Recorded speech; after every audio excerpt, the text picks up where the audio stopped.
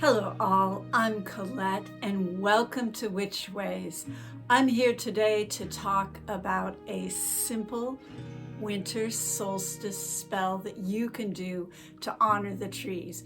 It can be done solstice night or any time in deep midwinter. Enjoy. I like to honor trees at midwinter, both as ancestors and closely related cousins. I've been doing this spell for about 30 years, and it's been so long I don't even remember where I originally got the idea. However, it is based on several different pagan, Christian, and pre-Christian customs at this time of year, including wassailing, which I'll do a separate video on at some point. And I originally designed this for the ash tree that was in my yard. And ash is sacred to both the Celtic and the Germanic people. In Celtic tradition, holy wells that were located near oak, ash, and thorn were considered to be especially powerful. And in general, the invoking of oak, ash, and thorn was considered to add a lot of potency to any magical spell if you had appropriate gratitude and honoring for the trees. In Germanic tradition, ash is considered the world tree, with its roots connecting deep into the underworld, its trunk in the human world, and its branches in the overworld or celestial world. But you can adapt this to any tree. I am currently doing this with my amazing walnut tree that grows in my yard and has many magical gates to many different realms. You can do this with a tree that is not in your yard, that you find somewhere. It's very, very, very adaptable. So let's start with what you need to do this spell working or ritual. So what you need is a tree that you want to honor. You will need 4 candles, and you will need jars to put them in. They can be tea lights, those work really well. For fire safety, if you live somewhere where the land is dry, I like to put a little sand in the bottom of the jar and then put my tea light on top of that. So you'll need 4 candles, 4 holders or jars. The other thing that you will need is a jar of hard cider or just plain apple cider or juice. You will need matches. You will also need some kind of bread or fruity bread to offer to the tree as well. And I like to add some other additions that I'll talk about later in the video. Once you've gathered all your objects together, put them in something that it's easy to carry them in, and then take them out to the tree.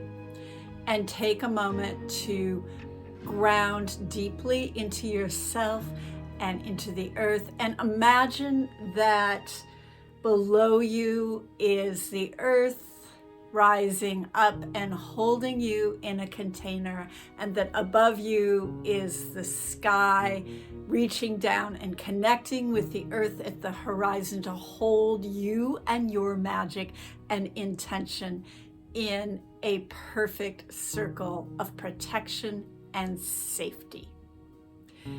Then take a few breaths and start your ritual or spell.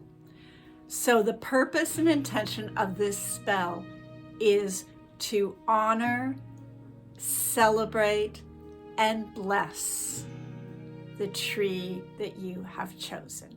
And you might want to say that to yourself a few times before you start so that it's in your mind.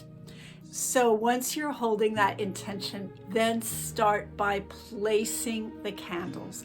I like to place them, ideally, if I can, one on each of the 4 sides of the tree. You can't always do that because trees grow on property lines or There may be other reasons, bushes or other things that you can't do. So you can modify that by placing each of your candles in front of the tree in a line or in a square shape. And the candles represent each of the 4 seasons of the year.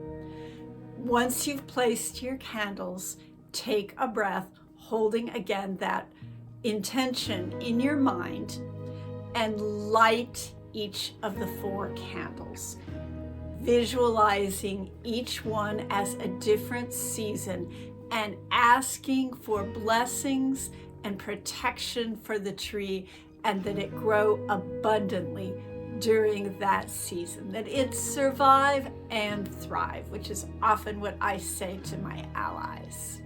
After you have lit all the candles, place your hands on the ground and see that part of your spell earthing deep into the area around the tree. Then just take a moment to speak to the tree, offering it your gratitude, making clear what your wishes for it are, telling it how much you appreciate it and what it does for you and how grateful you are. And you might take a moment here to just breathe with the tree. If you are not comfortable speaking spontaneously, it's fine to write something out ahead of time and speak that or read that to the tree.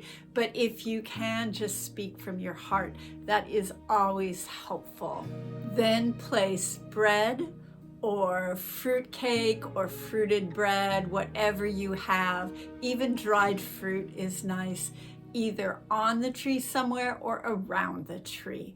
Once you've placed the bread or fruit cake in the tree, then you can offer the cider, and you can just pour it around the tree on the ground, or some people like to splash it on the trunk of the tree itself. And then when you're done with this part, again, just take your hands and ground the energy into the earth around the tree. Then the next thing that you do, just to kind of seal and hold the magic, is to circle the tree 3 times sunwise, which is clockwise. When you're done, again, just put your hands on the earth and ground that blessing, that part of the spell, into the earth. I also like to sing or hum to the tree as I'm doing this or after.